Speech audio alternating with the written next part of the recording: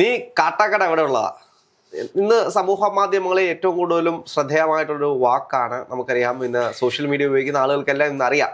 അവർ കൂടുതൽ ട്രെൻഡിങ് ആയിട്ടുള്ളൊരു വാക്ക് കൂടിയാണ് നീ കാട്ടാക്കട എവിടെ ഉള്ളതാണ്. അപ്പോൾ സ്വാഭാവികമായിട്ട് എനിക്ക് ചിരി വന്നത് രാഹുൽ അത് പറഞ്ഞിട്ട് അത് ഒത്തില്ല, അതുകൊണ്ടാണ് അത് ഞാൻ ആ ശൈലി പറയണം. തിരുവനന്തപുരം ശൈലി പറഞ്ഞാൽ അത് ശരിയാകത്തുള്ളൂ. അതേപോലെ തന്നെയാണ് തിരുവനന്തപുരത്തെ രാഷ്ട്രീയ സാഹചര്യങ്ങൾ. കാട്ടാക്കടയുടെ രാഷ്ട്രീയ സാഹചര്യം എടുത്ത് നോക്കുകയാണെങ്കിൽ പോലും വലിയൊരു ട്വിസ്റ്റ് സംഭവിക്കാനുള്ള സാധ്യതകളെല്ലാം ഉണ്ട്. അപ്പം കാട്ടാക്കട നമ്മൾ നോക്കുകയാണെങ്കിൽ UDF വേണ്ടിയിട്ട് MR ബൈജു ആണ് മത്സരിക്കുന്നത്, LDF വേണ്ടി IB സതീശനാണ് മത്സരിക്കുന്നത്, NDA വേണ്ടി PK കൃഷ്ണദാസ് ആണ് മത്സരിക്കുന്നത്. എന്തായിരിക്കും അവിടുത്തെ ഒരു ട്രെൻഡ് വരാൻ പോകുന്നത്? ആദ്യം ആ കാട്ടാക്കട ഭാഷയാന്ന് പറയാം. നീ കാട്ടാക്കട എവിടെ ഉള്ളടേ? ഇങ്ങനെ ആയിരിക്കും. ശരി, കാട്ടാക്കടയിലെ ട്രെൻഡ് ഇപ്പൊ പറയണം. അല്ല, കാട്ടാക്കട എവിടെ ഉള്ളവർക്കാണെങ്കിലും കേട്ട് ഇത് മനസ്സിലാക്കേണ്ട ഒരു കാര്യമാണിത്. അതെ അതെ, തീർച്ചയായിട്ടും. കാട്ടാക്കട എന്ന് പറയുമ്പോഴത്തേക്ക് ശരിക്കും ഇപ്പോൾ കഴിഞ്ഞ കുറച്ച് നാളുകളായിട്ട് കഴിഞ്ഞ 2 ഇലക്ഷനിലും IB സതീഷ് എന്ന് പറയുന്ന ഒരു യുവ നേതാവിനെയാണ് LDF രംഗത്തിറക്കിയിരിക്കുന്നത്.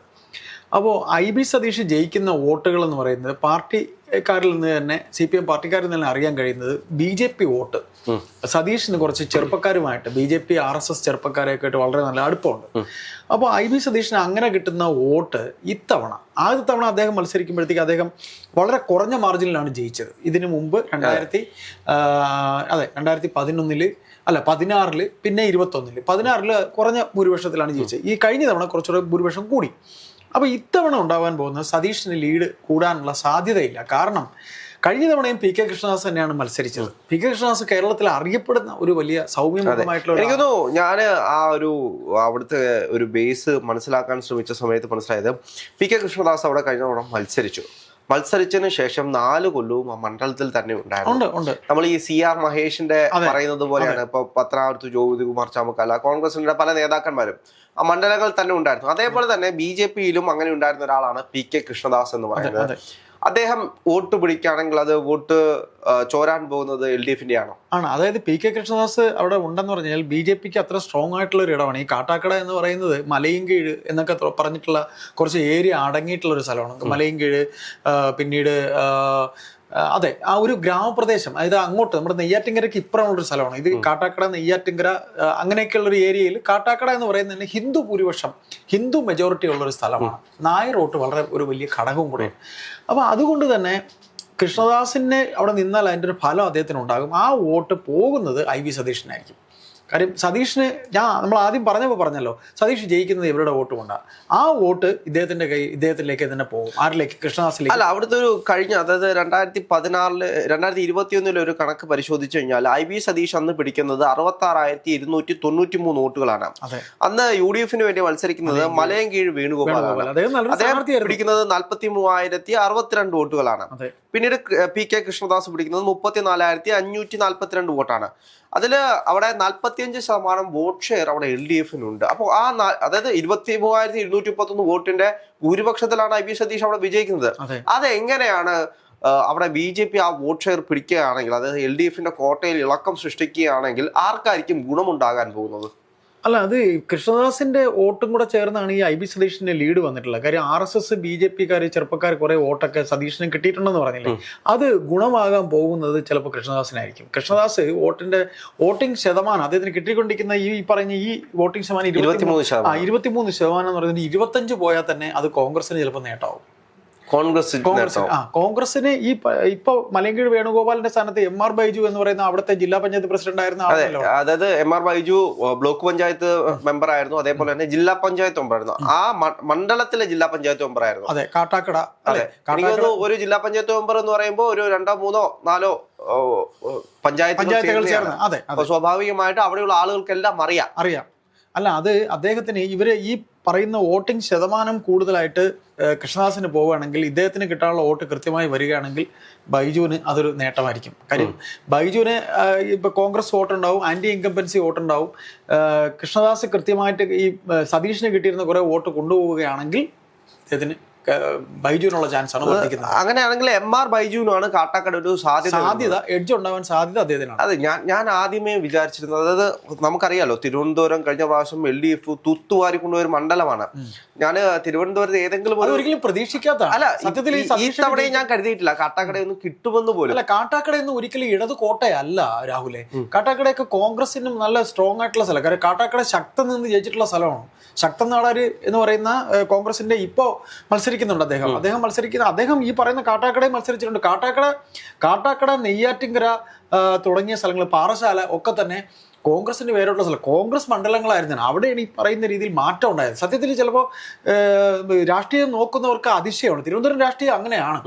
അപ്പൊ ഇത് IB സതീഷ് കിട്ടിയതെന്ന് പറഞ്ഞാൽ IB സതീഷ് ഈ ഹിന്ദു വോട്ട് കൊണ്ടുപോയത് കൊണ്ട് തന്നെയാണ്. ഹിന്ദു എന്ന് പ്രത്യേകിച്ച് എസ്പെഷ്യലി RSS BJP വോട്ട് കൊണ്ടുപോയിട്ടുണ്ട്. ആ വോട്ട് മാറി കൃത്യമായി കൃഷ്ണദാസിന് പോയാൽ കോൺഗ്രസിന് കിട്ടാനുള്ള വോട്ട്, ആന്റി ഇൻകംബൻസി വോട്ടും ബൈജുവിന് കിട്ടിയാൽ.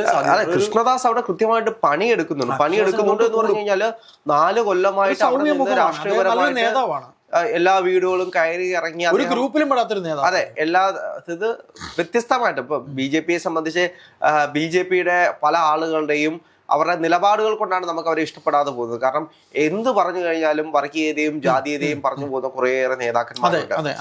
എന്ത് കാര്യത്തിലാണെങ്കിലും അവരൊരു ജാതി അല്ലെങ്കിൽ മതം, ദൈവം, അങ്ങനെ കുറച്ച് കാര്യങ്ങൾ കേട്ടുമ്പോഴാണ് നമുക്ക് രാഷ്ട്രീയപരമായിട്ട് പലപ്പോഴും യോജിക്കാൻ കഴിയാത്തത്. പക്ഷെ ചില ആളുകൾ എന്ന് വെച്ച് കഴിഞ്ഞാൽ അവിടെ സൈലന്റ് ആയിട്ട് പോകും. ഒരു BJPയോടൊപ്പമായിരിക്കും, പക്ഷെ ഇത്തരത്തിലുള്ള നിലപാടുകൾ അതെ ഒന്നുമില്ല. അങ്ങനെ ആരെങ്കിലും എന്തെങ്കിലും ചോദിച്ചു കഴിഞ്ഞാൽ ഞങ്ങൾക്ക് അങ്ങനെ നിലപാടില്ല.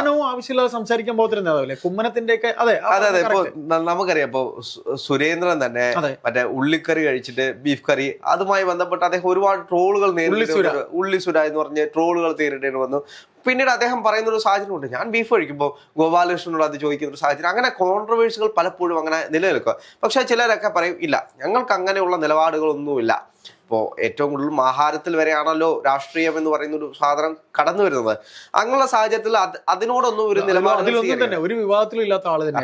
ദേശീയ നിലപാടല്ലല്ലോ കേരളത്തിലെ നിലപാട് എന്ന് പറയുന്നത്. കേരളത്തിലെ ഭക്ഷണ ശൈലി വ്യത്യസ്തമാണ്. കേരളത്തിലെ ആളുകളുടെ ജീവിത രീതി തന്നെ വ്യത്യസ്തമാണ്.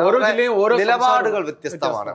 അപ്പോ അവരുടെ കേരളത്തിലെ ആളുകളുടെ ആണെങ്കിൽ പോലും വിദ്യാഭ്യാസവും ആരോഗ്യവും എല്ലാം വ്യത്യസ്തമായിട്ടുള്ള തലങ്ങളിൽ പോകുന്നതാണ്. അപ്പൊ അതിനനുസരിച്ച് നിൽക്കാൻ കഴിവുള്ള ആളുകൾ വരണം, എങ്കിൽ മാത്രമേ രാഷ്ട്രീയത്തിൽ ഒരു മാറ്റം ഉണ്ടാവുള്ളൂ. അപ്പോൾ PK കൃഷ്ണദാസ് അവിടെ പണിയെടുക്കുന്നുണ്ട്. അത് IB സതീഷിന്റെ വോട്ടുകളായിരിക്കും തീർച്ചയായിട്ടും. IB സതീഷ് ജയിച്ചുകൊണ്ടിരിക്കുന്നത് ഈ പറയുന്ന ഹിന്ദു വോട്ടാണ് IB സതീഷ് ജയിക്കുന്നത്. പിന്നെ മറ്റൊരു കാര്യം എന്ന് വെച്ചാൽ അദ്ദേഹം വിവാഹം കഴിച്ചിരിക്കുന്ന ഒരു മുസ്ലിം ഒരു വനിതയാണ്. അദ്ദേഹം പ്രണയ വിവാഹമായിരുന്നു എന്നൊക്കെ തുടക്കത്തിൽ അദ്ദേഹം മത്സരിക്കുമ്പോൾ അവിടുത്തെ DOFയുടെ മുഖമായിരുന്ന ഒരു നേതാവാണ് അദ്ദേഹത്തെ മത്സരിപ്പിക്കുന്ന ഒരു പരീക്ഷണാർത്ഥം നിർത്തിയതാണ്.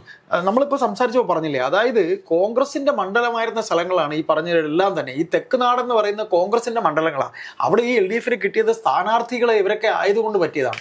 കാര്യം ജനങ്ങൾക്ക് ഇഷ്ടപ്പെട്ട എന്നുള്ള രീതിയിൽ അല്ല. ഇവിടെ എനിക്ക് മനസ്സിലാക്കാൻ കഴിയുന്ന ഒരു 11,000 വോട്ടുകൾ PK കൃഷ്ണദാസ് മാറ്റി കഴിഞ്ഞാൽ, അതായത് 34,000 എന്നുള്ളത് ഒരു 40,000-ലേക്ക് കടന്നു കഴിഞ്ഞാൽ അത് ബാധിക്കുന്നത് ഇദ്ദേഹത്തിനായിരിക്കും. അതെ, IB സതീഷ് അതുപോലെ മലയൻകീഴ് വേണുഗോപാലിനേക്കാളും നല്ല സ്ഥാനാർത്ഥിയാണ് MR ബൈജു എന്ന് പറയുന്നത്.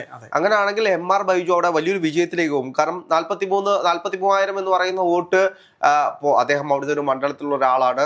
അതേപോലെ തന്നെ ജില്ലാ പഞ്ചായത്ത് മെമ്പർ ആയിരുന്നു എന്ന് പറഞ്ഞു കഴിഞ്ഞാൽ ജില്ലാ പഞ്ചായത്തിൽ വിജയിച്ച ഒരു വ്യക്തിയാണ്, ജനങ്ങൾക്ക് ഇഷ്ടപ്പെട്ട ഒരാളാണ്. സ്വാഭാവികമായിട്ടും 43,000 എന്നുള്ളത് ഒരു 45,000 50,000-ലേക്ക് പോയി കഴിഞ്ഞാൽ ഒരു ഗ്രാമപ്രദേശം ആണ് കേട്ടോ. ഒരു ഗ്രാമപ്രദേശം, സെക്കൻഡ് സിറ്റി പോലും അല്ല, അതിനേക്കാളും കുറെ കൂടെ താഴെ നിൽക്കുന്ന ഒരു സ്ഥലമാണ്. ഒരു 5,000 വോട്ടിനെങ്കിലും ഇത്തരത്തിലാണ് കണക്കുകൾ പോകുന്നത്. അതായത് PK കൃഷ്ണദാസ് പണിയെടുത്തതിന്റെ ഫലമായിട്ട് കൃത്യമായിട്ട് ഒരു 5,000 തൊട്ട് 10,000 വോട്ടുകൾ മാറുകയും, അതേപോലെ തന്നെ MR ബൈജുവിന്റെ ഒരു പ്രസൻസ് കൊണ്ട് ഒരു 5,000-6,000 വോട്ടുകൾ MR ബൈജുവിനും കൂടെ പോയി കഴിഞ്ഞാൽ IB സതീഷിന്റെ കാര്യം കഷ്ടത്തിലാകും. IB സതീഷിനെ സംബന്ധിച്ച് പാർട്ടി വോട്ട് കൃത്യമായിട്ട് കിട്ടാനുള്ളത് കിട്ടുമായിരിക്കും, മണ്ഡലത്തിൽ ചെയ്ത കാര്യങ്ങളുടേത് കിട്ടുമായിരിക്കും. ആന്റി ഇൻകംബൻസി ബൈജുവിനും പാർട്ടി വോട്ട് കൃത്യമായിട്ട് കൃഷ്ണദാസിനും പോയാൽ ഈ ആന്റി ഇൻകംബൻസിയും കോൺഗ്രസിന്റെ വോട്ടും കൃത്യമായി കിട്ടുകയും ചെയ്താൽ ഇവിടെ കുറയേണ്ടത് സതീഷിന്റെ വോട്ട് കുറഞ്ഞാൽ അത് നേട്ടമാകുന്നത് ബൈജുവിനായിരിക്കും.